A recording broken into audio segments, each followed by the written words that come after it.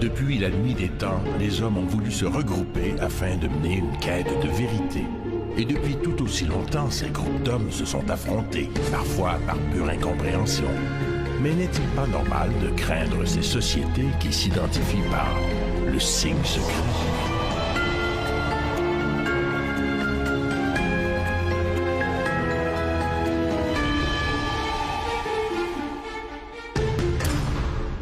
Ça pourrait être un sujet fantastique pour un film d'intrigue internationale. Un groupe d'hommes et de femmes très puissants qui constituent une espèce de gouvernement mondial et qui tire les ficelles de tous les pays. Plusieurs sociétés secrètes préconisent cette centralisation des pouvoirs au sein d'un groupe élitiste d'intellectuels. Mais aucune n'a incarné cette utopie avec autant d'exactitude que le groupe Bilderberg.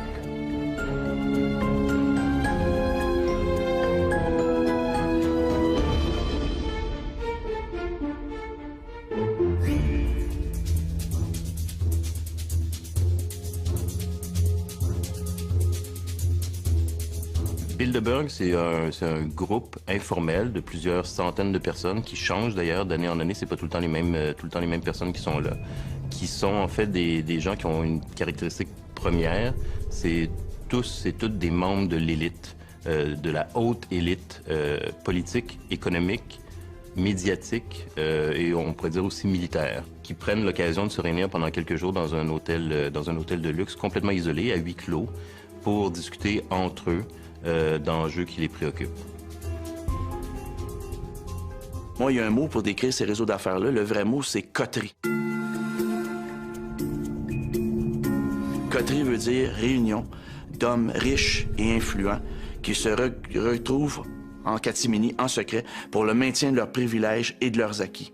Individuellement, Les Bilderberg, en fait, en tant qu'individus, ce sont eux qui contrôlent probablement, je n'ai pas fait de calcul précis, mais probablement pas loin de 80-90% de la richesse mondiale. Ce sont réellement les possesseurs du monde.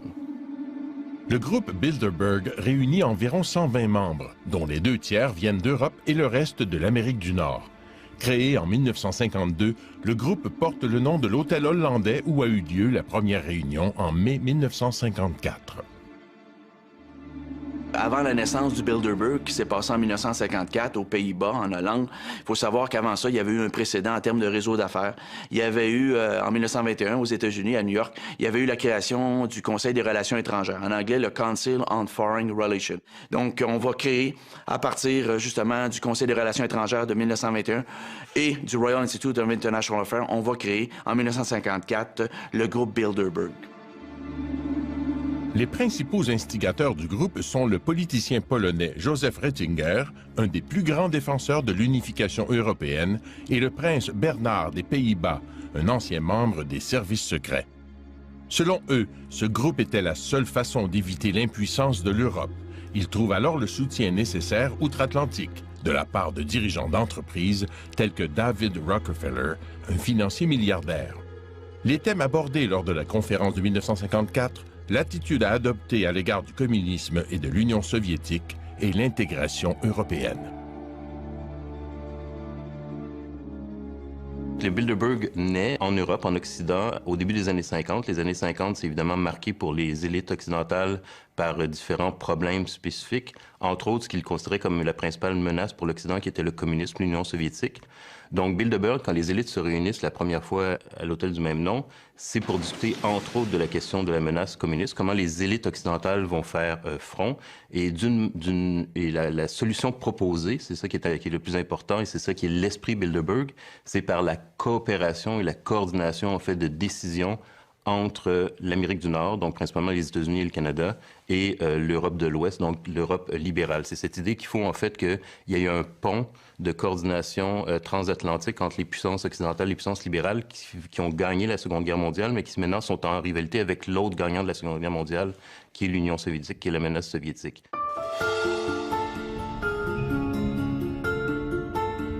Il y avait aussi un intérêt de sécurité nationale. C'était important aussi donc d'assurer la sécurité de l'Europe et de l'Amérique du Nord ensemble. Il y avait bien entendu en troisième lieu un objectif commerciale, économique. Il fallait s'organiser de manière à ce que les barrières tarifaires, les barrières économiques soient abattues pour permettre une libre circulation des biens et des personnes.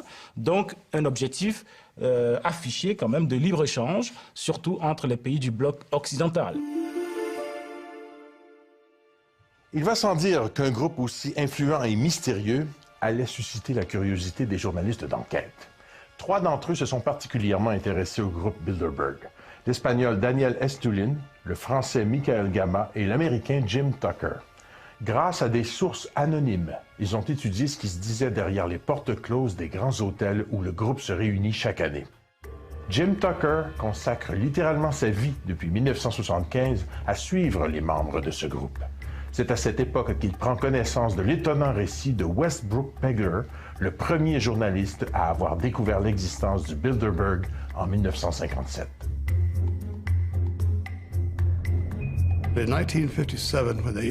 En 1957, quand ils se sont réunis sur l'île Jekyll, en Géorgie, Pegler a été informé que des gens importants se réunissaient sous la protection de gardes armés, que l'île était complètement interdite d'accès. Pegler est accouru et monté dans un arbre avec ses jumelles, puis il a publié 2 articles en nommant ceux qu'il avait pu identifier. Des chefs d'État européens, des hauts fonctionnaires américains, des banquiers internationaux, des Rothschild et autres personnages influents du monde. Il a soulevé la question, pourquoi ces secrets? Pourquoi se réunissent-ils? Pourquoi nient-ils leur existence? C'est à percer ce mystère que j'ai consacré ma vie et ça a été toute une aventure.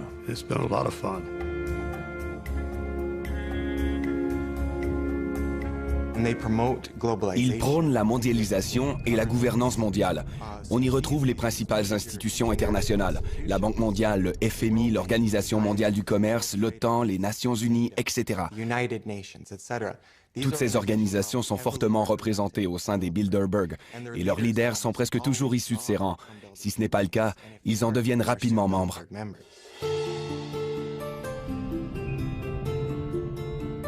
Dans ces groupes-là, l'idée de maîtresse qu'on a dépasse l'identité nationale, d'où est-ce qu'on provient. Et ultimement, les objectifs, c'est la création d'un gouvernement mondial. Encore en 2008-2009, on parlait même d'un impôt mondial. Nous ne sommes pas du tout informés sur les agissements du Bilderberg dans le cas des médias. Un seul exemple, dans le cas de la France, vous avez une réunion du Bilderberg en France, à Versailles, en 2003. En 2003, Versailles était littéralement coupé du reste du monde, verrouillé par la police, par les militaires. Il n'y a pas eu un mot dans la presse française pour évoquer cette réunion, et puis encore moins des sujets traités. C'est toujours en fonction de grands événements politico-économico-financiers. Après, ce qui est dit, alors là, c'est le mystère pour le quidam, les quidam que nous sommes. Une politique que le groupe a adoptée dès le départ, que les propos que les participants vont tenir à l'occasion de ces réunions ne seront jamais rendus publics. Tout simplement parce qu'il voulait donner l'occasion aux participants de ne pas avoir la langue de bois, donc de s'exprimer de façon libre, d'oublier le politiquement correct ou le diplomatiquement correct. Évidemment, ils vous diront qu'il ne s'agit pas de secret, il s'agit tout simplement de confidentialité, il s'agit tout simplement d'une réunion privée. Mais les moyens qu'ils se donnent pour assurer le caractère privé de cette réunion sont en réalité des moyens qui relèvent du culte du secret. Est-ce qu'ils veulent préserver leur intimité, préserver les sujets dont ils discutent? Est-ce qu'ils prennent des décisions qu'on ne voudrait pas entendre, qui discutent de choses que la population ne voudrait pas savoir? C'est sûr que le fait que ce soit en secret, c'est ce qui rend ça évidemment le plus suspect. Alors, si un groupe de cette envergure existe depuis une cinquantaine d'années et que 99% des gens ne le savent pas, ça veut dire tout simplement que c'est un groupe qui est un groupe secret et qui fait du secret peut-être son arme principale.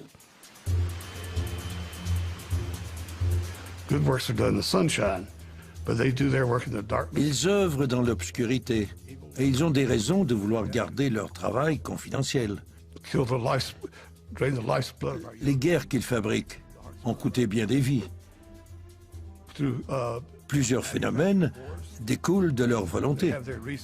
Par exemple, la récession et les fluctuations du prix de l'essence.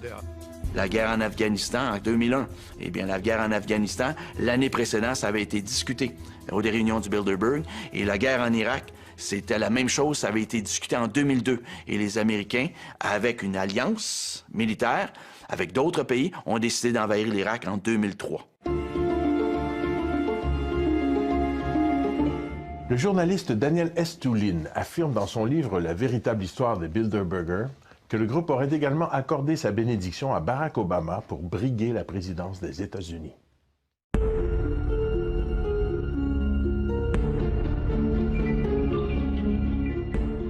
Être invité à participer à une réunion Bilderberg, je pense réellement que c'est une invitation qu'on ne peut pas refuser. Ne deviens pas membre du groupe Bilderberg qui veut. Les quelques 120 membres sont triés sur le volet et doivent être invités à se joindre au groupe. Selon un communiqué officieux du groupe, les invitations sont uniquement envoyées à des personnages importants et respectés qui, de par leur savoir particulier, leurs contacts personnels et leur influence dans les cercles nationaux et internationaux, peuvent promouvoir les objectifs du Bilderberg. On devient membre de Bilderberg par cooptation, c'est-à-dire c'est probablement un comité assez restreint de Bilderbergers qui invite les gens, et donc il y a une sorte de contingent ou de caucus par pays qui sont convoqués avec vraiment une palette qui va vraiment des plus grandes familles ou des plus grandes compagnies en termes de puissance économique d'un pays. Les Desmarais, par exemple, au Canada, sont souvent invités. Être invité à participer à une réunion Bilderberg, je pense réellement que c'est une invitation qu'on ne peut pas refuser. Quelqu'un à l'intérieur de ce cénacle, de cette coterie élitistes très sélective, doit tout simplement proposer ton nom. Et à l'intérieur, il doit y avoir consensus. Il fonctionne aussi par consensus. Cet individu-là sera un bon candidat pour notre projet. Et notre projet, c'est quoi? Bien, notre projet, en fin de compte, c'est élargir notre espace de jeu. Le but, c'est de créer des oligopoles mondiaux. Un oligopole, c'est une situation où il y a très peu de vendeurs, mais énormément d'acheteurs. Ce qui veut dire que les vendeurs qui sont dans le domaine corporatif, peu importe le créneau, bien à ce moment-là, ils ont beau jeu, en fin de compte, de fixer les prix à la hausse parce qu'il y a énormément d'acheteurs pour leurs produits. L'intérêt, c'est de choisir des gens sûrs, efficaces, qui vont servir une cause commune. La gouvernance mondiale et l'élaboration d'une architecture permettant le bon fonctionnement du système. Parmi les membres présumés ou connus du Bilderberg, il y a les derniers secrétaires de l'OTAN. Tous les présidents américains depuis Eisenhower, sauf, semble-t-il, Ronald Reagan, les barons des médias, dont Conrad Black et Edgar Bronfman, de même que Bill Gates. Parmi les Canadiens qui auraient assisté à au moins une rencontre du Bilderberg, Jean Chrétien, Pierre Elliott Trudeau, Stephen Harper, Raymond Chrétien, alors qu'il était ambassadeur canadien aux États-Unis, Stéphane Dion, Paul Martin et Frank McKenna. Au niveau des personnes connues au Canada, on va avoir le général des armées canadiennes, Jean-Victor Allard, qui est un Québécois, qui est un membre influent, il est décédé aujourd'hui, mais qui est un membre influent des Bilderberg. Vous avez Jean Lesage, le père de la Révolution tranquille, qui est un assidu. Vous avez Jacques Parizeau. Et Jacques Parizeau était formé avec l'élite sociétale de Londres, avec la London School of Economics. Et ce monsieur-là a déjà assisté à plusieurs rencontres. On a aussi une rare dame qui s'appelle Marie-Josée Drouin, qui a marié Henry Kravis de la firme financière de Wall Street, Colbert Kravis Roberts. Madame s'appelle Marie-Josée Kravis maintenant. Et elle faisait déjà partie d'un puissant institut de réflexion ici au Canada, c'était le Hudson Institute. Elle était repêchée par les gens du Bilderberg parce que c'est une femme dans son créneau hyper influente.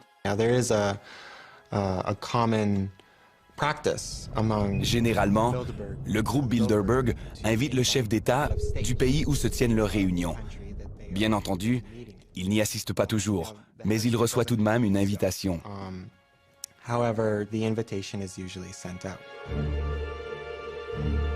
C'est probablement dans ce contexte, c'est-à-dire l'invitation systématique du plus haut dirigeant du pays hôte, que Brian Mulroney a participé à la rencontre du groupe Bilderberg qui se tenait à Toronto en 1987. Dans la mesure où il le fait dans le cadre de ses fonctions de premier ministre du Canada, Archives Canada, c'est-à-dire le bureau du conseil privé, a archivé donc son discours. Donc on a son discours et on voit que c'est un discours d'une quinzaine de pages. Il ne dit rien de secret dans ce discours. C'est l'époque de Gorbatchev en URSS, donc la transition. Donc lui, il se réjouit de ça. Il dit que l'Occident doit accompagner Gorbatchev parce que le régime soviétique est un mauvais régime, alors que le régime libéral est un bon régime. Il vante en fait ce qu'on connaît déjà de Brian Mulroney, c'est-à-dire c'est un partisan du libre-échange. Donc c'est ce qu'il va dire au Bilderberger. Il dit même qu'il faut en fait avoir une ouverture plus grande au niveau des frontières pour la liberté de circulation des populations et de la main-d'œuvre, donc de l'immigration. Fin des années 80, c'est aussi le problème du sida. Donc, il parle du sida, il parle de l'Afrique, il parle de l'endettement des pays du tiers-monde. Donc, c'est ce genre de sujet, de propos qu'amène Brian Mulroney au Bilderberger quand il est invité à parler devant eux. Les nouveaux membres ne sont pas uniquement des gens connus. Plusieurs se font connaître après avoir joint le groupe. On peut penser que c'est justement le groupe qui a contribué à lancer leur carrière. Le groupe Bilderberg est reconnu pour soutenir des politiciens qui partagent sa vision du monde. Ainsi, on dit que Rockefeller a été tellement épaté par un discours donné par Jimmy Carter lors d'une réunion du Bilderberg qu'il aurait fait en sorte qu'il soit élu président des États-Unis l'année suivante. Les membres des Bilderberg financent les grosses campagnes électorales, contrôlent les médias, dirigent des multinationales et des banques. Donc, s'ils ne décident pas directement qui dirigera tel ou tel pays, ils ont la capacité, de par l'influence financière et le contrôle médiatique qu'ils exercent, de favoriser certains politiciens au détriment des autres. Vous avez eu, en 1996, une réunion du Bilderberg qui a eu lieu du côté de Toronto, je crois que c'était King City. Et il y avait un ministre-président du Land de Basse-Saxe qui était présent, l'Allemand Gerhard Schröder, qui un an plus tard est devenu chancelier allemand. Donc on voit très souvent des réunions de futurs chefs d'État. On n'a qu'à penser à Bill Clinton aux États-Unis en 1993. Quand il était allé à la première réunion du Bilderberg en 91, Bill Clinton n'était pas encore le candidat du Parti démocrate. Mais au sortir du Bilderberg, il est devenu l'homme, lige et la marionnette préférée de ses maîtres marionnettistes. Mme Thatcher est arrivée au pouvoir en 79 en Angleterre, mais juste avant d'arriver au pouvoir en Angleterre, cette dame-là avait été repérée par le groupe Bilderberg et elle est arrivée à la tête de son parti et elle a fait table rase, elle a fait maison nette et c'est une dame de fer qui a décidé d'en découdre avec les syndicats. Elle a mis les syndicats au pas. La question que plusieurs se posent, est-ce que le président américain Barack Obama fait partie de ce groupe? Au moment où on se parle, il est impossible de dire, hors de tout doute raisonnable, que Barack Obama est un membre en règle. Il est un sympathisant. Il faut savoir que Barack Obama envoie des émissaires aux réunions du Bilderberg. Bon nombre de ceux qui ont assisté à la réunion du groupe Bilderberg en 2008 se sont retrouvés dans le gouvernement d'Obama quand il est devenu président. Par exemple, Larry Summers et Paul Volcker, l'ancien président de la Réserve fédérale américaine, sont devenus d'importants conseillers économiques d'Obama. Le général James Jones est devenu son conseiller en matière de sécurité nationale. Et j'en passe. Oui, Barack Obama est sans aucun doute un membre de Bilderberg. Et il obéit certainement à leurs ordres. On en aura la preuve avec l'augmentation des coûts de l'essence et avec la prolongation de la récession entièrement fabriquée par les Bilderberg.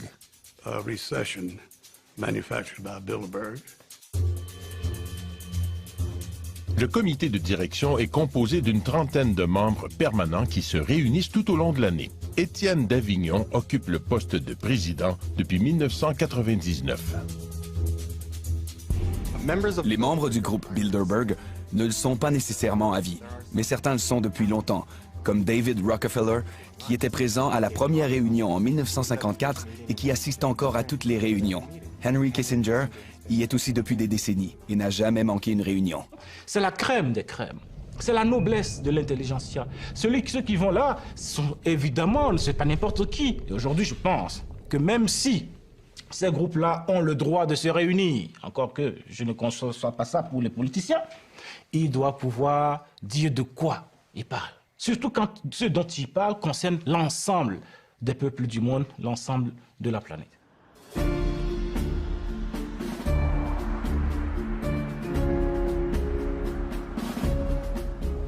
Alors Alors, mon cher Benoît, ces gens influents qui sont membres du Bilderberg, est-ce qu'ils se promènent toujours dans des limousines comme celle-ci? Oui, effectivement, quand ils vont à leur rencontre annuelle, les fins du mois de mai et mois de juin, ils se rendent là en limousine, des limousines aux vitres teintées, et ces gens-là portent des costards noirs, 3 pièces, sombres, avec des lunettes fumées, et ils ont aussi leur garde du corps, toujours dans leur entourage. Et est-ce que ce sont des limousines blindées? Blindées, je dirais pas jusque-là, mais peut-être certaines personnes, parce qu'il y a des dignitaires de pays étrangers là, qui vont là. Il y a aussi des reines, des têtes couronnées qui assistent à la réunion du Bilderberg. C'est pour ça qu'ils se réunissent toujours dans des endroits reculés, loin des centres-villes? 5 étoiles. Ça prend des hôtels 5 étoiles et ça, c'est réservé longtemps à l'avance, mais l'endroit n'est connu souvent qu'une semaine avant l'événement, question de sécurité. Et effectivement, on fait ça dans des endroits qui sont assez huppés, cossus, mais retirés, en fait, compte, question de sécurité toujours.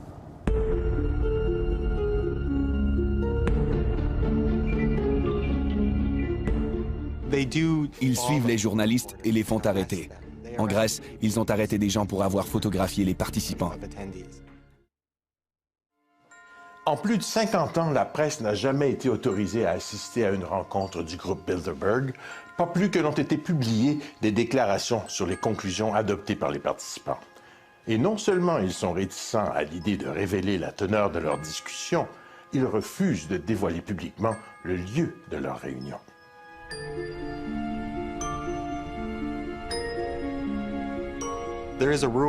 La règle d'or des Bilderberg est qu'il est interdit d'en parler. On ne donne pas de conférences de presse, on n'émet pas de communiqués de presse et on ne cite pas les propos des personnes présentes, sinon on n'est plus invité. C'est ce qu'on appelle la règle de Chatham House. Si vous assistez à la réunion, vous acceptez de ne pas en parler. Ils savent qu'ils ont des intérêts communs. Ils savent qu'ils ont des enjeux et des problématiques dont ils veulent discuter ensemble. Ils veulent pouvoir en discuter, je dirais, librement, c'est-à-dire sans avoir à prendre en considération l'opinion publique, qu'ils considèrent d'ailleurs comme un problème. L'opinion publique, ils veulent le contrôler plutôt qu'être influencés par l'opinion publique. Et donc, ils ont tout avantage, dans ce cas-là, à ce que ça soit secret. Souvent, vous savez, ces décisions prises par ces élites oligarchiques, financières, etc., ces décisions vont à l'encontre des intérêts du peuple. Et donc, pour éviter des manifestations de masse, il vaut mieux être discret. Les seules images possibles à prendre sont celles de limousines venant déposer des invités difficiles à identifier. Il est en effet très bizarre qu'aucun média ne considère ces rassemblements comme dignes de faire l'objet d'une publication, alors que généralement le seul déplacement de n'importe laquelle de ces personnalités fait l'objet des gros titres des manchettes. À mon avis, l'indifférence des médias envers le Bilderberg relève du scandale. La cérémonie des Oscars, cet événement absurde, reçoit un déluge d'attention médiatique. Mais quand les personnes les plus influentes de la Terre se réunissent dans le secret, aucun intérêt. Comment est-ce possible? Si le public savait ce qui se passe, il serait très intéressé. Ce sont des événements qui sont peu connus, donc c'est un cercle vicieux aussi. Moins ils sont connus, moins les médias vont être incités à y participer, moins la population va demander des renseignements par rapport à ça. Les médias officiels ne traitent pas du Bilderberg parce que déjà vous avez énormément de représentants des médias, presse, radio, télévision, qui participent à ces réunions du Bilderberg et ils ont le conseil de ne pas divulguer et de ne pas évoquer dans la presse ces réunions parce que tout simplement, les grandes choses se font toujours avec discrétion et puis si ces grands dirigeants des médias veulent avoir un avenir professionnel, il vaut mieux qu'ils soient obéissants. Il est vrai que parmi les participants, il y a des présidents de conglomérats de presse, tels que le Washington Post, le Time Magazine, le New York Times et le Figaro. On sait maintenant que l'éditeur du Washington Post a assisté à toutes les réunions depuis 1954 et qu'il a gardé la promesse du secret absolu. Assister à une seule réunion revient à faire un vœu de silence à vie. Au Canada, il y en a eu une récente en 2006, c'était à Ottawa, et c'était une des rares fois que Radio-Canada est allé couvrir la rencontre du groupe Bilderberg dans un hôtel huppé, cossu d'Ottawa. Le journaliste Patrice Roy était sur place. Est-ce que la centaine d'hommes et les quelques femmes qui arrivent ici en limousine, cachées derrière des vitres teintées, possèdent un vrai pouvoir occulte? Ce qui est sûr, c'est qu'ils sont tous influents dans leur domaine. Et c'était toute beauté. Ça n'a pas duré 3 heures, ça a duré 3 minutes. Mais c'est quand même 3 minutes de plus que ce qu'on a toujours eu avant, alors qu'il y avait un blackout médiatique. Il y a plusieurs hypothèses pourquoi il y a peu d'attention médiatique aux événements Bilderberg. Je pense que c'est simplement que ce n'est pas une réunion officielle. C'est-à-dire que les gens qui sont à la réunion Bilderberg annuelle ne sont pas là en tant que représentants de leur pays ou en fonction de leur fonction publique et officielle. Donc, c'est un peu comme les vacances des premiers ministres, finalement. Elles peuvent être couvertes par les médias, mais en principe, ça n'a pas une grande importance publique. Je pense que c'est ça qui leur permet de jouir d'une certaine discrétion par rapport aux médias. Et ça a de toute évidence pas la même visibilité aussi que les grands sommets, parce que lors des grands sommets, comme le G8, G20, par exemple, les sommets eux-mêmes invitent les journalistes. Dans le cas de Bilderberg, ils ne sont pas invités, donc il y a beaucoup moins de possibilités pour eux d'y aller.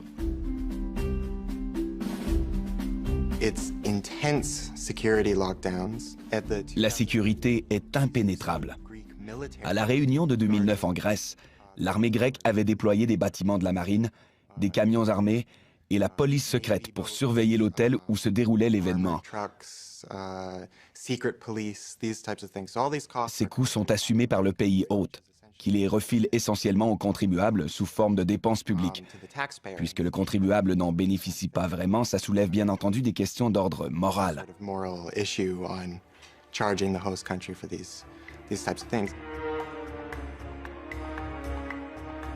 Ils suivent les journalistes et les font arrêter. En Grèce, ils ont arrêté des gens pour avoir photographié les participants. Donc c'est une forme de harcèlement, mais je n'irai pas jusqu'à dire qu'ils ont l'intention de blesser ou de tuer des journalistes, parce que ça pourrait engendrer une tempête médiatique qu'ils veulent à tout prix éviter.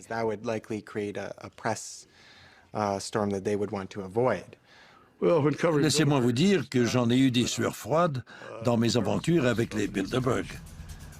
Au Portugal, j'avais embauché un chauffeur pour m'emmener le soir vers 23 heures pour tenter de m'emparer de quelques documents.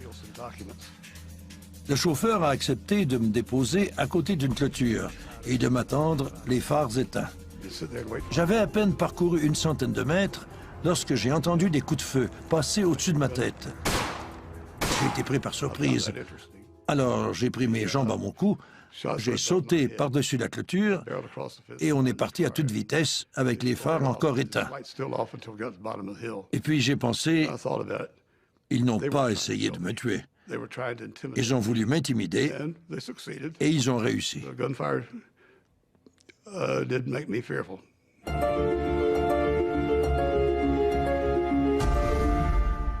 En plus de l'arsenal de sécurité, les dirigeants du groupe Bilderberg auraient mis en place toute une série de mesures pour s'assurer de conserver leur anonymat, et ce depuis plus de 50 ans.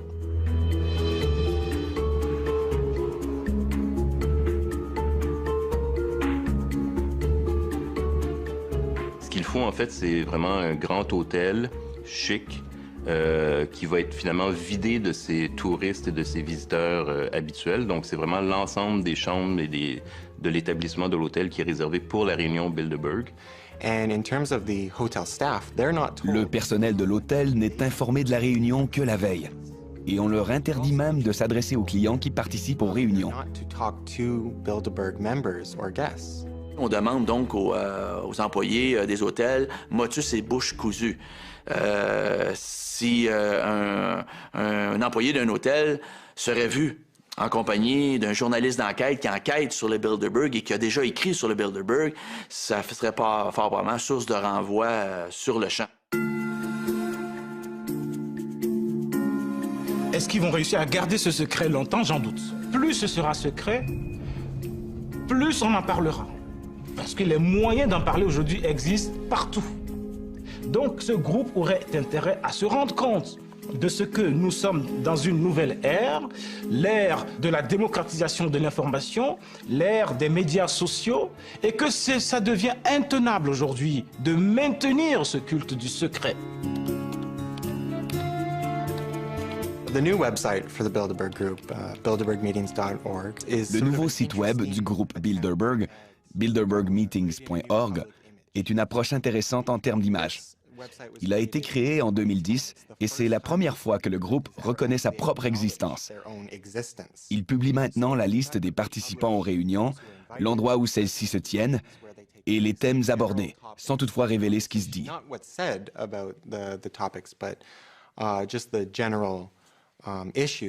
C'est donc un pas significatif, mais c'est aussi une façon pour eux de lutter contre l'image négative que se fait le public des Bilderberg.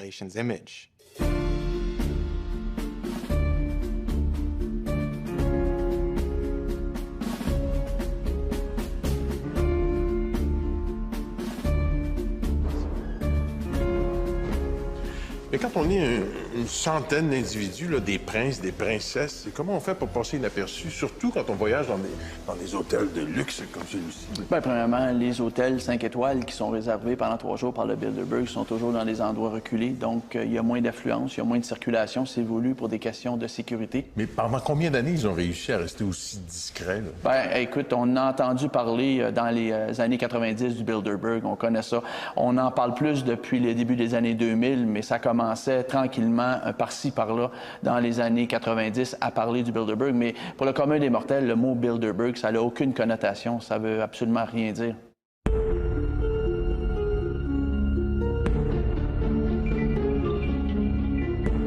Il y a vraiment un rituel qui dure depuis une cinquantaine d'années et qui est suivi, respecté de façon rigoureuse. Le groupe Bilderberg est encore et toujours très actif. 59 réunions ont eu lieu entre 1954 et 2010. Parmi elles, 5 se sont déroulées au Canada. En ordre chronologique, au manoir Saint-Castin du lac Beauport, à Mont-Tremblant, Montebello, Toronto et Ottawa. Le déroulement des réunions doit répondre à un décorum particulier.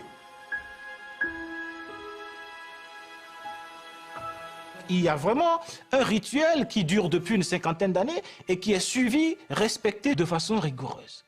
Les gens s'asseyent les uns à côté des autres suivant leur ordre alphabétique. C'est-à-dire que si vous êtes le prince Bernard des Pays-Bas, si le nom de famille commence par B, vous pouvez vous asseoir à côté d'un professeur d'université dont le nom aussi commence par B. Je veux dire, c'est pas parce que vous êtes prince que vous allez vous asseoir forcément à côté d'un autre prince. Voyez-vous, c'est un peu là qu'on définit peut-être le côté égalitaire du groupe. L'autre rite qu'ils respectent, c'est évidemment la prise de parole. Les gens sont tenus de respecter leur temps de parole. On s'attend à ce que les participants aux réunions des Bilderberg s'expriment. On veut savoir comment ils sont, ce qu'ils pensent, qui sont les gens qu'ils seraient susceptibles d'appuyer. Margaret Thatcher a été invitée à une réunion dans les années 1970. Elle était restée en retrait sans dire grand-chose et à ce moment-là, elle était à peine connue dans son propre pays et encore moins à l'extérieur. Donc les autres se méfiaient un peu d'elle. Puis, celui qui l'avait invitée l'a prise à part à la fin de la journée et le jour suivant, elle a donné un de ses fameux discours pendant 3 minutes et les a tous tellement impressionnés que David Rockefeller et Henry Kissinger l'ont adorée. Ils l'ont emmenée aux États-Unis, l'ont présentée à tout le monde et quand elle est devenue Premier ministre, elle a adopté des politiques économiques néolibérales qui ont énormément bénéficié aux membres Bilderberg.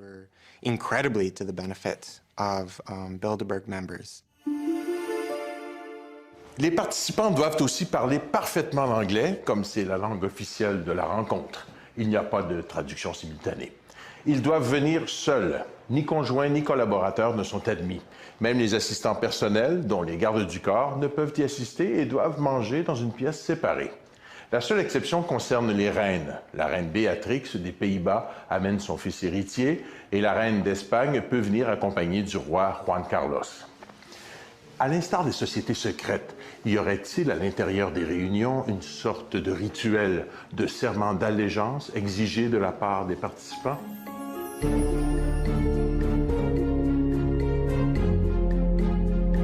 Les gestes, il y en a sûrement. Des objets décorant, si je puis dire, la salle de réunion, c'est possible, mais compte tenu qu'elles sont secrètes, que ce n'est pas filmé, comment savoir ? Certains observateurs vont plus loin et prétendent que le fondement même du groupe Bilderberg repose sur la philosophie des francs-maçons.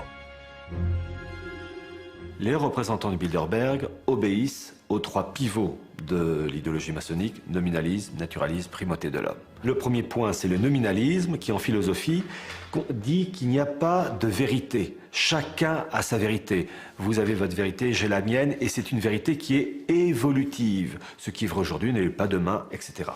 Le deuxième point, c'est le naturalisme, qui consiste à dire qu'il n'y a pas de religion révélée. Et le troisième point, c'est la primauté de l'homme, centre de toute chose. Alors que dans le catholicisme, Dieu est centre de toute chose et l'homme est la créature, le second. Dans l'idéologie maçonnique, qui anime donc les dirigeants de Bilderberg, l'homme est le centre de toute chose, l'être indépassable. Il y a un aspect de société secrète, mais il n'y a pas de rite d'initiation. Ce qui rend société secrète, c'est le fait qu'on ne donne pas tout l'agenda. On ne publie pas les rapports, donc ces résultats restent à huis clos. Et dans ce cadre-là, on peut dire que c'est plus une société secrète dans sa façon. C'est un club de gentlemen. Ils ont une certaine influence et un certain pouvoir sur les institutions et leurs plans d'action. Mais je ne dirais pas qu'ils sont une société secrète dirigeant le monde. Ce serait leur accorder une trop grande importance. Mais d'après vous, est-ce qu'ils ont des cérémoniales, des codes, des rituels comme les francs-maçons? Est-ce qu'ils ont un signe secret? Oui, le signe secret des membres du Bilderberg, ça serait le signe du dollar. Et Dieu sait qu'ils en ont beaucoup de dollars.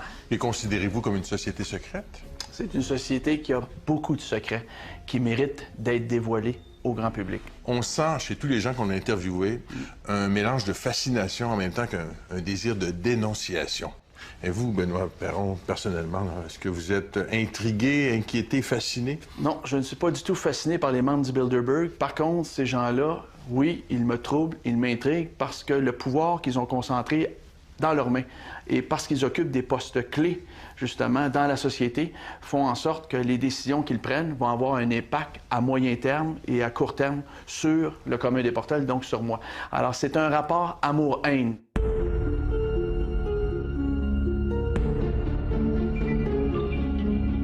On est en droit de se demander ce qu'ils font, ce qu'ils devraient faire, puis comme on le sait pas, ben on l'invente.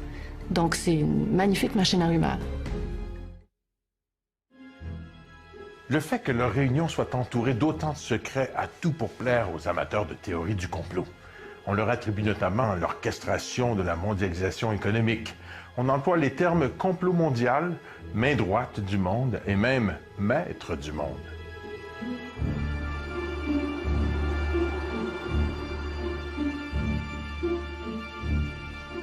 Évidemment, le fait qu'ils soient si secrets aussi a pour effet de créer toutes sortes de fantasmes, évidemment, à leur propos. On a l'impression que c'est un gouvernement secret mondial, occulte, qui réussisse à déclencher des guerres, à créer des crises économiques. Donc, le secret a un effet, à la limite, pervers dans la mesure où peut-être qu'on exagère même l'influence qu'ils ont. Mais évidemment, comme c'est secret, c'est difficile de faire la part des choses. Il n'y a rien de pire que le secret pour susciter ou stimuler l'imagination ou développer des mythes. On est en droit de se demander ce qu'ils font, ce qu'ils devraient faire, puis comme on le sait pas, ben on l'invente. Donc c'est une magnifique machine à rumeurs. On pense par exemple que c'est un groupe qui pense constituer sur l'échelle mondiale une sorte de monde Inc., c'est-à-dire de détruire les barrières de l'État-nation et de donner au capital la prépondérance qu'il doit avoir et de confier à une élite économique, une élite économique la gestion des affaires du monde. Il y a certains qui pensent que dans le groupe, en tout cas, il y a des gens qui proposent des mesures encore plus extrêmes, des mesures plus radicales, qui consiste par exemple à laisser faire des maladies, à créer, à inventer des maladies pour décimer des portions de population. Donc, si c'était ça l'objectif, il est évident qu'on ne peut pas en parler en public. Tout le monde devrait être inquiet. Que vous soyez cireur de chaussures ou propriétaire d'une banque ou pilote d'avion, l'économie nous affecte tous. Et ils manipulent l'économie. Donc, tout ce qu'ils font a un impact sur nous tous. Ce qui m'interpelle sur le plan éthique, je ne sais pas jusqu'à quel point ça serait scandaleux ou pas, mais c'est la collusion. Le principe de la démocratie, c'est la séparation des pouvoirs. Et quand on voit qu'il y a des rencontres où il y a possibilité de collusion ou de trafic d'influence entre les plus grands pouvoirs que sont le pouvoir de la presse, le pouvoir financier, le pouvoir politique, et à ce moment-là, ça devient inquiétant. En 1976, une réunion du groupe Bilderberg a été annulée parce que le président de l'époque, le prince Bernard des Pays-Bas, était accusé de corruption relativement à certains avantages qu'il avait accordés à Lockheed Martin, ainsi qu'à d'autres compagnies semblables. Et c'est ce genre d'arrangement que les réunions des Bilderberg facilitent. Bilderberg est réservé à quelques régions du monde, disons à 2 grandes régions du monde. Réservé aux pays européens, un certain nombre de pays européens, et à l'Amérique du Nord.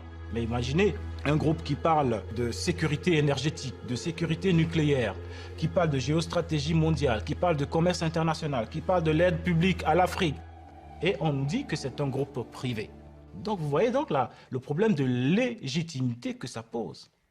Le groupe Bilderberg n'a aucune légitimité démocratique. Il dirige, il impose des vues sans aucune légitimité issue du suffrage universel. Donc, il y a un déni de démocratie qui est complet. Le Bilderberg pose des questions importantes d'un point de vue de la démocratie libérale. La démocratie libérale de la fin du 20e siècle, début du 21e siècle, a quand même des principes de base, c'est-à-dire évidemment une certaine transparence par rapport aux décisions publiques, une certaine redevabilité des élites politiques par rapport à la population, une liberté de presse, évidemment, et un certain principe, disons, d'égalité en termes d'influence des décisions. Et donc là, Bilderberg, évidemment, représente une contradiction par rapport à tous ces principes. Ces gens-là ont le pouvoir, en catimini, et c'est ça qui me trouble, de fixer l'agenda économique d'un pays qui a élu à sa tête un gouvernement démocratiquement. Autrement dit, mon vote n'a aucune importance.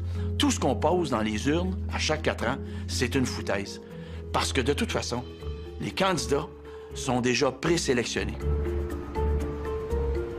Depuis qu'on a organisé les sociétés, depuis le début de l'humanité, le jeu d'influence s'est toujours fait.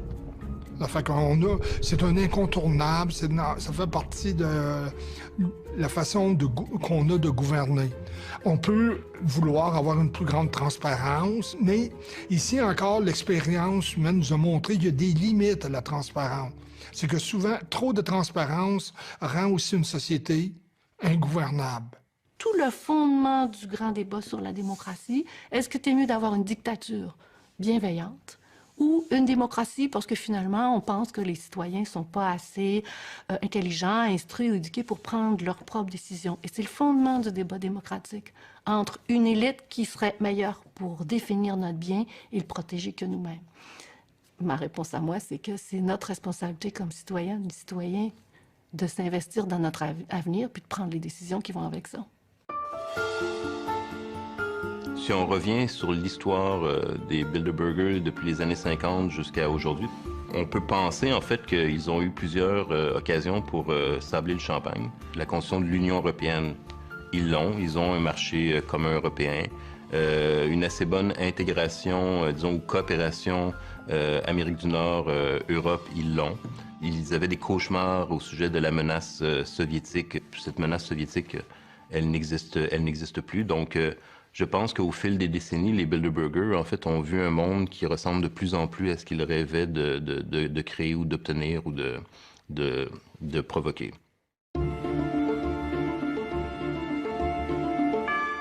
En juin 2010, une conférence du groupe Bilderberg s'est tenue à Sitges, une station balnéaire espagnole située à 30 km de Barcelone. Parmi les invités, soulignons la présence du président espagnol Zapatero, Le géant du secteur des télécoms, Google, y était représenté. On y retrouvait aussi les dirigeants de Shell, la reine d'Espagne, la reine Béatrix d'Hollande, le premier ministre français François Fillon, Bill Gates, le conseiller financier d'Obama, le secrétaire général de l'OTAN et le directeur de l'Organisation mondiale du commerce. On peut supposer qu'ils n'étaient pas là que pour jouer au golf.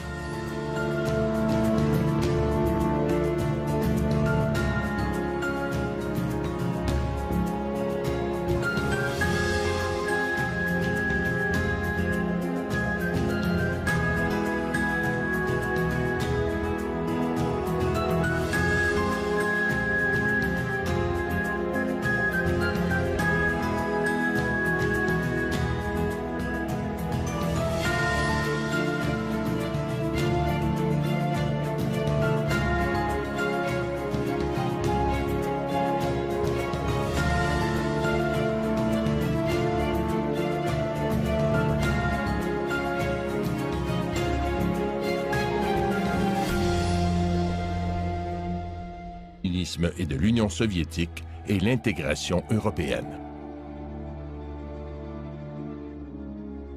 Le Bilderberg naît en Europe, en Occident, au début des années 50. Les années 50, c'est évidemment marqué pour les élites occidentales par différents problèmes spécifiques, entre autres ce qu'ils considéraient comme la principale menace pour l'Occident, qui était le communisme, l'Union soviétique. Donc, Bilderberg, quand les élites se réunissent la première fois à l'hôtel du même nom, c'est pour discuter, entre autres, de la question de la menace communiste, comment les élites occidentales vont faire front. Et, la solution proposée, c'est ça qui est le plus important, et c'est ça qui est l'esprit Bilderberg, c'est par la coopération et la coordination, en fait, de décisions entre l'Amérique du Nord, donc principalement les États-Unis et le Canada, et l'Europe de l'Ouest, donc l'Europe libérale. C'est cette idée qu'il faut en fait qu'il y ait un pont de coordination transatlantique entre les puissances occidentales et les puissances libérales qui ont gagné la Seconde Guerre mondiale, mais qui maintenant sont en rivalité avec l'autre gagnant de la Seconde Guerre mondiale, qui est l'Union soviétique, qui est la menace soviétique.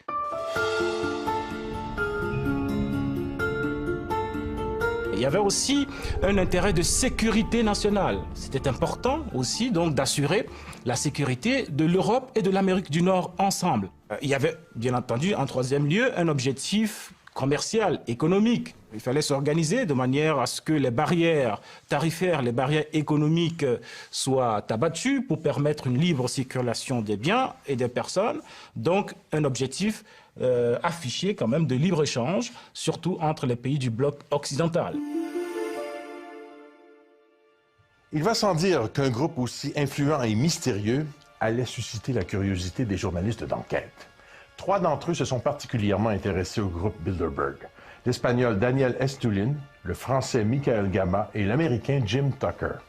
Grâce à des sources anonymes, ils ont étudié ce qui se disait derrière les portes closes des grands hôtels où le groupe se réunit chaque année. Jim Tucker consacre littéralement sa vie depuis 1975 à suivre les membres de ce groupe. C'est à cette époque qu'il prend connaissance de l'étonnant récit de Westbrook Pegler, le premier journaliste à avoir découvert l'existence du Bilderberg en 1957.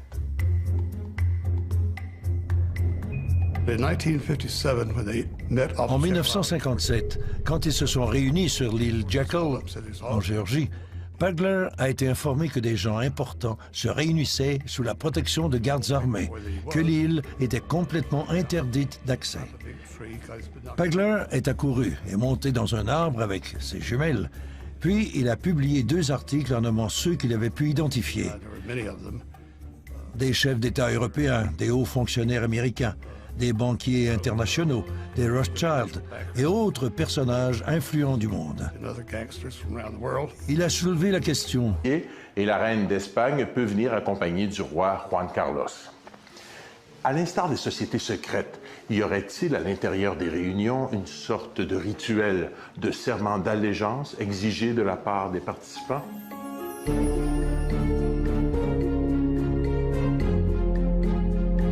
Les gestes, il y en a sûrement. Des objets décorant, si je puis dire, la salle de réunion, c'est possible, mais compte tenu qu'elles sont secrètes, que ce n'est pas filmé, comment savoir?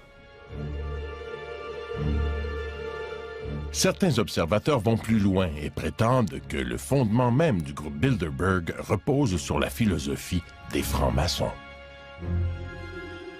Les représentants du Bilderberg obéissent aux 3 pivots de l'idéologie maçonnique: nominalisme, naturalisme, primauté de l'homme. Le premier point, c'est le nominalisme, qui en philosophie dit qu'il n'y a pas de vérité. Chacun a sa vérité. Vous avez votre vérité, j'ai la mienne, et c'est une vérité qui est évolutive. Ce qui est vrai aujourd'hui n'est pas demain, etc. Le deuxième point, c'est le naturalisme, qui consiste à dire qu'il n'y a pas de religion révélée. Et le troisième point, c'est la primauté de l'homme, centre de toute chose. Alors que dans le catholicisme, Dieu est centre de toute chose et l'homme est la créature, le second. Dans l'idéologie maçonnique, qui anime donc les dirigeants de Bilderberg, l'homme est le centre de toute chose, l'être indépassable. Il y a un aspect de société secrète, mais il n'y a pas de rite d'initiation. Ce qui rend société secrète, c'est le fait qu'on ne donne pas tout l'agenda. On ne publie pas les rapports, donc ces résultats restent à huis clos. Et dans ce cadre-là, on peut dire que c'est plus une société secrète dans sa façon. C'est un club de gentlemen. Ils ont une certaine influence et un certain pouvoir sur les institutions et leurs plans d'action. Mais je ne dirais pas qu'ils sont une société secrète dirigeant le monde. Ce serait leur accorder une trop grande importance. Mais d'après vous, est-ce qu'ils ont des cérémoniales, des codes, des rituels comme les francs-maçons? Est-ce qu'ils ont un signe secret? Oui, le signe secret des membres du Bilderberg, ça serait le signe du dollar. Et Dieu sait qu'ils en ont beaucoup de dollars. Les considérez-vous comme une société secrète? C'est une société qui a beaucoup de secrets, qui méritent d'être dévoilés au grand public. On sent chez tous les gens qu'on a interviewés un mélange de fascination en même temps qu'un désir de dénonciation. Et vous, Benoît Perron, personnellement, est-ce que vous êtes intrigué, inquiété, fasciné? Non, je ne suis pas du tout fasciné par les membres du Bilderberg. Par contre, ces gens-là, oui, ils me troublent, ils m'intriguent parce que le pouvoir qu'ils ont concentré dans leurs mains et parce qu'ils occupent des postes clés. Afghanistan, l'année précédente, ça avait été discuté aux réunions du Bilderberg. Et la guerre en Irak, c'était la même chose, ça avait été discuté en 2002. Et les Américains, avec une alliance militaire, avec d'autres pays, ont décidé d'envahir l'Irak en 2003. Le journaliste Daniel Estulin affirme dans son livre « La véritable histoire des Bilderberger » que le groupe aurait également accordé sa bénédiction à Barack Obama pour briguer la présidence des États-Unis.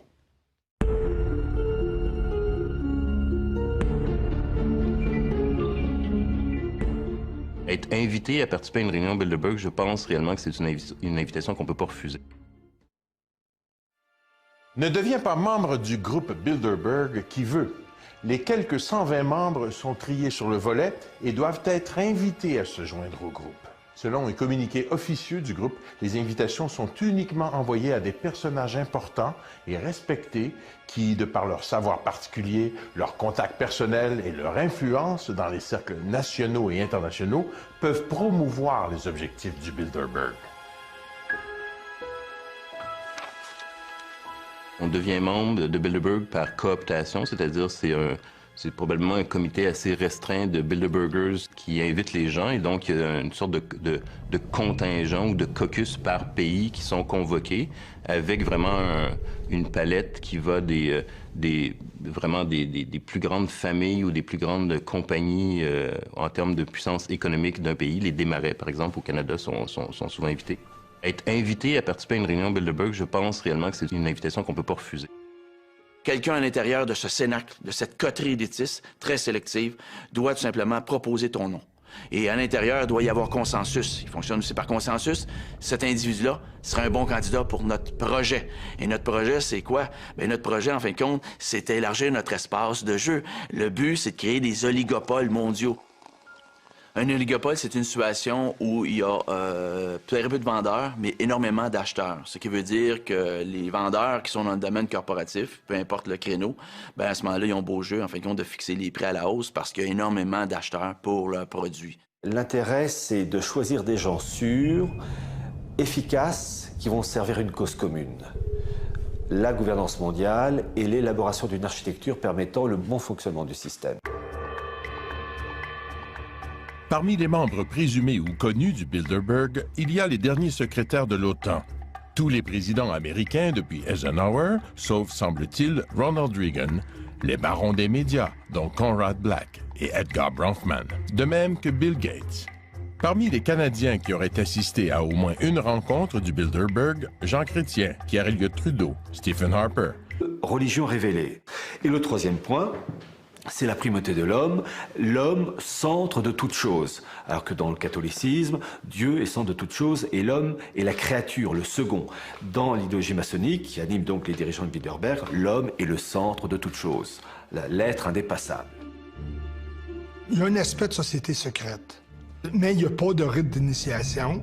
Ce qui rend société secrète, c'est le fait qu'on ne donne pas tout l'agenda, on ne publie pas les rapports, donc ces résultats restent à huis clos. Et dans ce cadre-là, on peut dire que c'est plus une société secrète dans sa façon. C'est un club de gentlemen. Ils ont une certaine influence et un certain pouvoir sur les institutions et leurs plans d'action. Mais je ne dirais pas qu'ils sont une société secrète dirigeant le monde. Ce serait leur accorder une trop grande importance. Mais d'après vous, est-ce qu'ils ont des cérémoniales, des codes, des rituels comme les francs-maçons? Est-ce qu'ils ont un signe secret? Oui, le signe secret des membres du Bilderberg, ça serait le signe du dollar. Et Dieu sait qu'ils en ont beaucoup de dollars.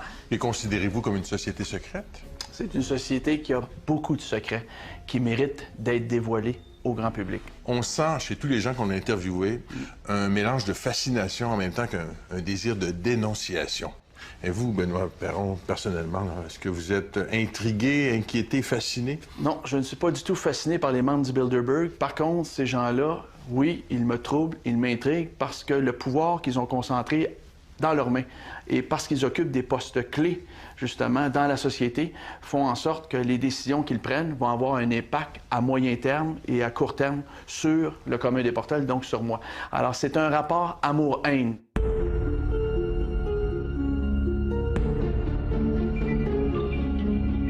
On est en droit de se demander ce qu'ils font, ce qu'ils devraient faire, puis comme on le sait pas, ben on l'invente. Donc c'est une magnifique machine à rumeurs. Le fait que leur réunion soit entourée d'autant de secrets a tout pour plaire aux amateurs de théorie du complot. On leur attribue notamment l'orchestration de la mondialisation économique. On emploie les termes complot mondial, main droite du monde et même maître du monde.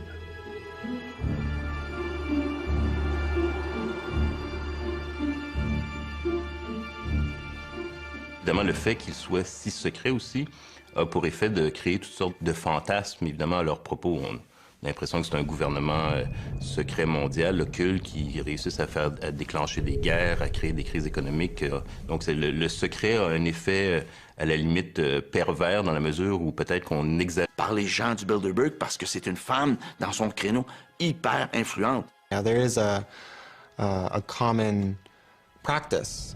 Généralement, le groupe Bilderberg invite le chef d'État du pays où se tiennent leurs réunions.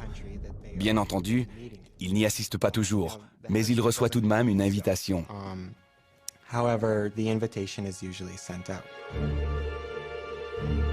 C'est probablement dans ce contexte, c'est-à-dire l'invitation systématique du plus haut dirigeant du pays hôte, que Brian Mulroney a participé à la rencontre du groupe Bilderberg qui se tenait à Toronto en 1987. Dans la mesure où il le fait dans le cadre de ses fonctions de premier ministre du Canada, Archives Canada, c'est-à-dire le bureau du conseil privé, a archivé donc son discours. Donc on a son discours et on voit que c'est un discours d'une quinzaine de pages. Il ne dit rien de secret dans ce discours. C'est l'époque de Gorbatchev en URSS, donc la transition. Donc lui, il se réjouit de ça. Il dit que l'Occident doit accompagner Gorbatchev parce que le régime soviétique est un mauvais régime, alors que le régime libéral est un bon régime. Il vante en fait ce qu'on connaît déjà de Brian Mulroney, c'est-à-dire c'est un partisan du libre-échange. Donc c'est ce qu'il va dire aux Bilderberger. Il dit même qu'il faut en fait avoir une ouverture plus grande au niveau des frontières pour la liberté de circulation des populations et de la main-d'œuvre, donc de l'immigration. Fin des années 80, c'est aussi le problème du sida. Donc, il parle du sida, il parle de l'Afrique, il parle de l'endettement des pays du tiers-monde. Donc, c'est ce genre de sujet, de propos qu'amène Brian Mulroney au Bilderberger quand il est invité à parler devant eux. Les nouveaux membres ne sont pas uniquement des gens connus. Plusieurs se font connaître après avoir joint le groupe. On peut penser que c'est justement le groupe qui a contribué à lancer leur carrière. Le groupe Bilderberg est reconnu pour soutenir des politiciens qui partagent sa vision du monde. Ainsi, on dit que Rockefeller a été tellement épaté par un discours donné par Jimmy Carter lors d'une réunion du Bilderberg qu'il aurait fait en sorte qu'il soit élu président des États-Unis l'année suivante. Les membres des Bilderberg financent les grosses campagnes électorales, contrôlent les médias, dirigent des multinationales et des banques. Donc, s'ils ne décident pas directement qui dirigera tel ou tel pays, ils ont la capacité, de par l'influence financière et le contrôle médiatique qu'ils exercent, de favoriser certains politiciens au détriment des autres. Vous avez eu, en 1996, une réunion du Bilderberg qui a eu lieu du côté de Toronto, je crois que c'était King City. Et il y avait un ministre-président du Land de Basse-Saxe qui était présent, l'Allemand Gerhard Schröder, qui un an plus tard est devenu chancelier allemand. Donc on voit très souvent des réunions de futurs chefs d'État. On n'a qu'à penser à Bill Clinton aux États-Unis en 1993, quand il était à la première réunion du Bilderberg. Un objectif commercial, économique. Il fallait s'organiser de manière à ce que les barrières tarifaires, les barrières économiques soient abattues pour permettre une libre circulation des biens et des personnes. Donc, un objectif affiché quand même de libre-échange, surtout entre les pays du bloc occidental. Il va sans dire qu'un groupe aussi influent et mystérieux allait susciter la curiosité des journalistes d'enquête. 3 d'entre eux se sont particulièrement intéressés au groupe Bilderberg. L'Espagnol Daniel Estulin, le Français Michael Gama et l'Américain Jim Tucker. Grâce à des sources anonymes, ils ont étudié ce qui se disait derrière les portes closes des grands hôtels où le groupe se réunit chaque année. Jim Tucker consacre littéralement sa vie depuis 1975 à suivre les membres de ce groupe. C'est à cette époque qu'il prend connaissance de l'étonnant récit de Westbrook Pegler, le premier journaliste à avoir découvert l'existence du Bilderberg en 1957.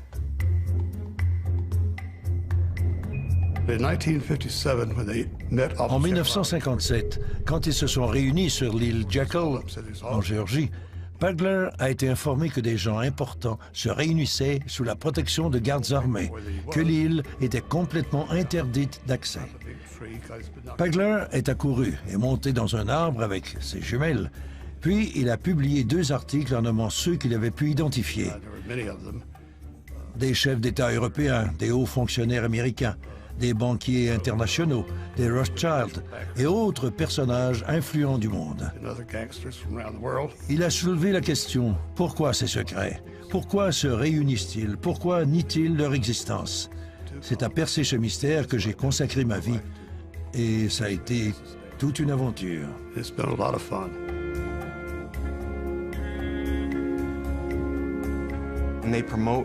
Ils prônent la mondialisation et la gouvernance mondiale. On y retrouve les principales institutions internationales, la Banque mondiale, le FMI, l'Organisation mondiale du commerce, l'OTAN, les Nations unies, etc. Toutes ces organisations sont fortement représentées au sein des Bilderberg et leurs leaders sont presque toujours issus de ces rangs. Si ce n'est pas le cas, ils en deviennent rapidement membres.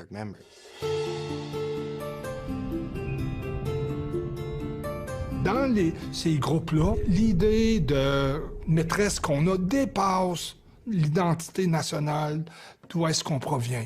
Et ultimement, les objectifs, c'est la création d'un gouvernement mondial. Encore en 2008-2009, on parlait même d'un impôt mondial. Nous ne sommes pas du tout informés sur les agissements du Bilderberg dans le cadre des médias. Un seul exemple, dans le cas de la France, vous avez une réunion du Bilderberg en France, à Versailles, en 2000. Et est-ce que ce sont des limousines blindées? Blindées, je dirais pas jusque-là, mais peut-être certaines personnes, parce qu'il y a des dignitaires de pays étrangers là, qui vont là. Il y a aussi des reines, des têtes couronnées qui assistent à la réunion du Bilderberg. C'est pour ça qu'ils se réunissent toujours dans des endroits reculés, loin des centres-villes? 5 étoiles. Ça prend des hôtels 5 étoiles et ça, c'est réservé longtemps à l'avance, mais l'endroit n'est connu souvent qu'une semaine avant l'événement, question de sécurité. Et effectivement, on fait ça dans des endroits qui sont assez huppés, cossus, mais retirés, en fait, compte, question de sécurité toujours.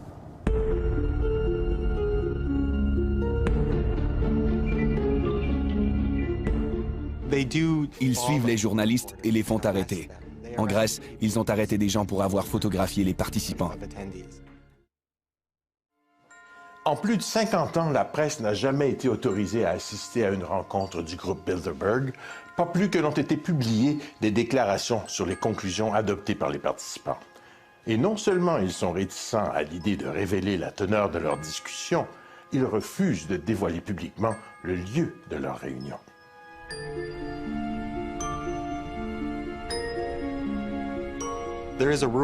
La règle d'or des Bilderberg est qu'il est interdit d'en parler. On ne donne pas de conférences de presse, on n'émet pas de communiqués de presse et on ne cite pas les propos des personnes présentes, sinon on n'est plus invité. C'est ce qu'on appelle la règle de Chatham House.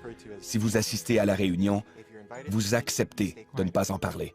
Ils savent qu'ils ont des intérêts communs. Ils savent qu'ils ont des enjeux et des problématiques dont ils veulent discuter ensemble. Ils veulent pouvoir en discuter, je dirais, librement, c'est-à-dire sans avoir à prendre en considération l'opinion publique, qu'ils considèrent d'ailleurs comme un problème. L'opinion publique, ils veulent le contrôler plutôt qu'être influencés par l'opinion publique. Et donc, ils ont tout avantage, dans ce cas-là, à ce que ça soit secret.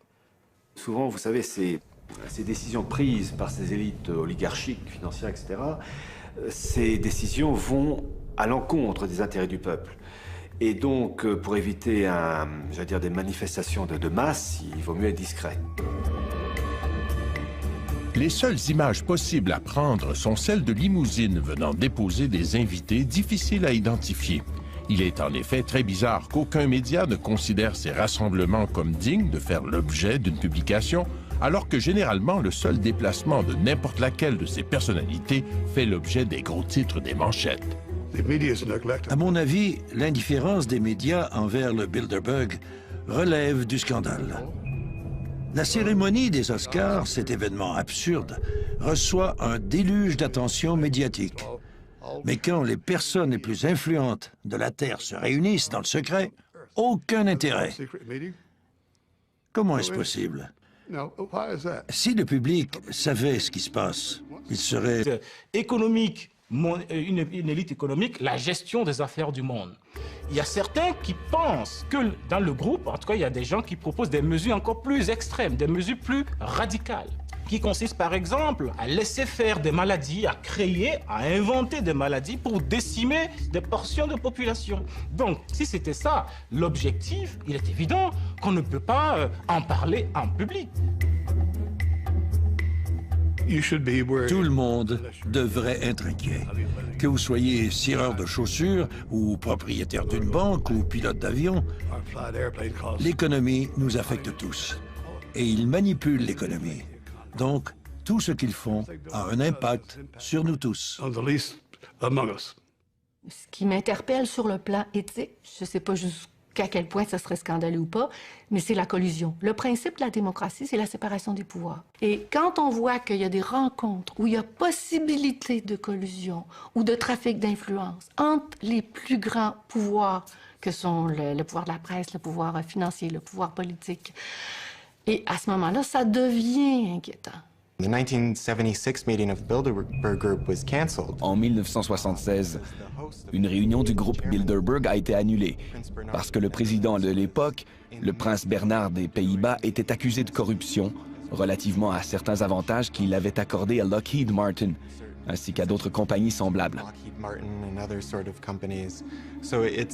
Et c'est ce genre d'arrangement que les réunions des Bilderberg facilitent.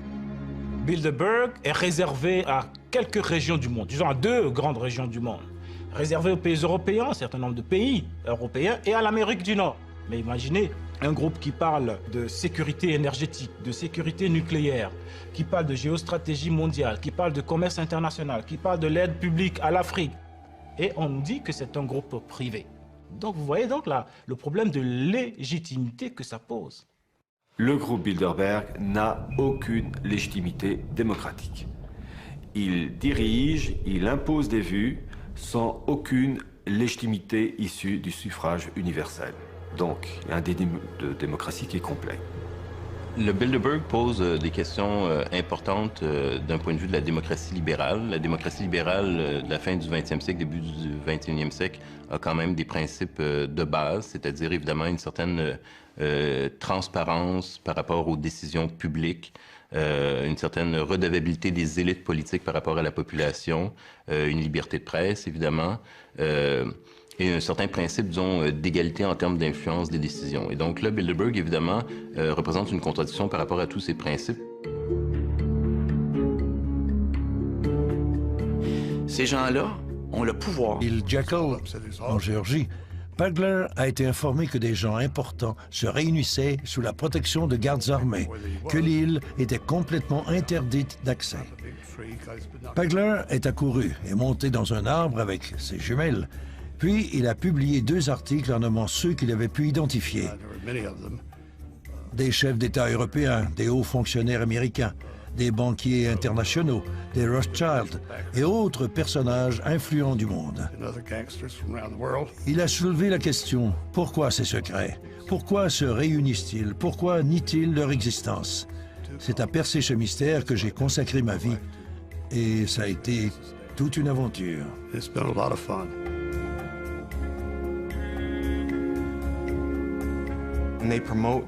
Ils prônent la mondialisation et la gouvernance mondiale. On y retrouve les principales institutions internationales, la Banque mondiale, le FMI, l'Organisation mondiale du commerce, l'OTAN, les Nations unies, etc. Toutes ces organisations sont fortement représentées au sein des Bilderberg et leurs leaders sont presque toujours issus de ces rangs. Si ce n'est pas le cas, ils en deviennent rapidement membres.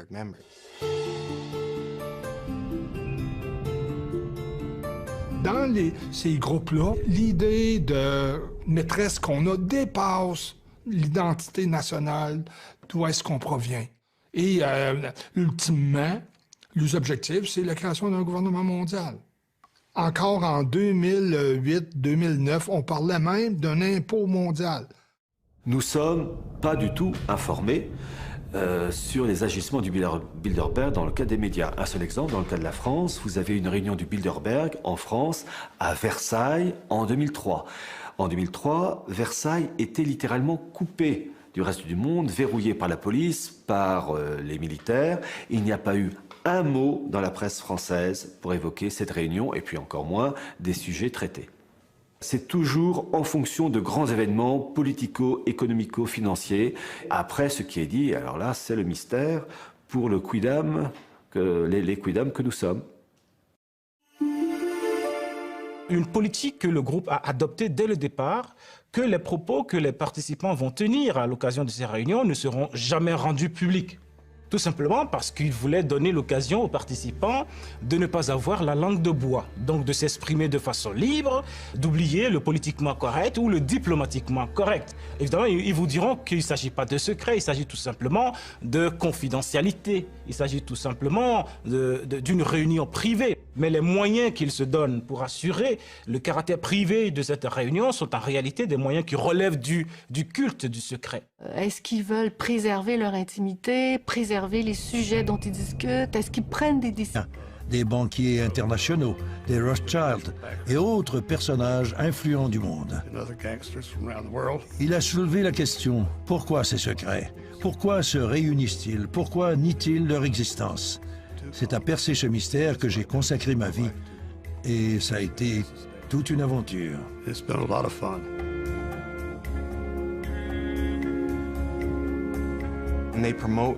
Ils prônent la mondialisation et la gouvernance mondiale. On y retrouve les principales institutions internationales, la Banque mondiale, le FMI, l'Organisation mondiale du commerce, l'OTAN, les Nations unies, etc. Toutes ces organisations sont fortement représentées au sein des Bilderberg et leurs leaders sont presque toujours issus de ces rangs. Si ce n'est pas le cas, ils en deviennent rapidement membres.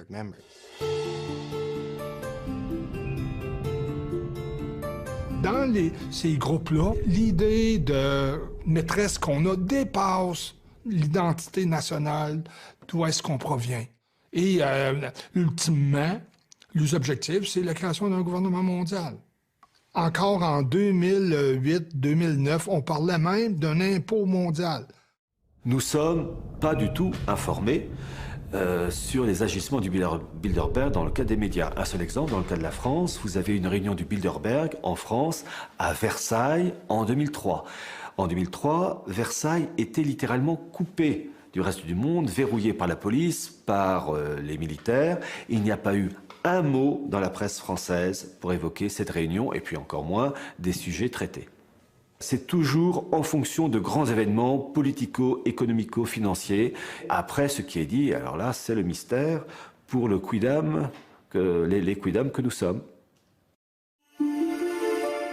Une politique que le groupe a adoptée dès le départ, que les propos que les participants vont tenir à l'occasion de ces réunions ne seront jamais rendus publics. Tout simplement parce qu'il voulait donner l'occasion aux participants de ne pas avoir la langue de bois, donc de s'exprimer de façon libre, d'oublier le politiquement correct ou le diplomatiquement correct. Évidemment, ils vous diront qu'il ne s'agit pas de secret, il s'agit tout simplement de confidentialité, il s'agit tout simplement d'une réunion privée. Mais les moyens qu'ils se donnent pour assurer le caractère privé de cette réunion sont en réalité des moyens qui relèvent du culte du secret. Est-ce qu'ils veulent préserver leur intimité, préserver les sujets dont ils discutent? Est-ce qu'ils prennent des décisions qu'on ne voudrait pas entendre, qui discutent de choses que la population ne voudrait pas savoir? C'est sûr que le fait que ce soit en secret, c'est ce qui rend ça évidemment le plus suspect. Alors, si un groupe de cette envergure existe depuis une cinquantaine d'années et que 99% des gens ne le savent pas, ça veut dire tout simplement que c'est un groupe qui est un groupe secret et qui fait du secret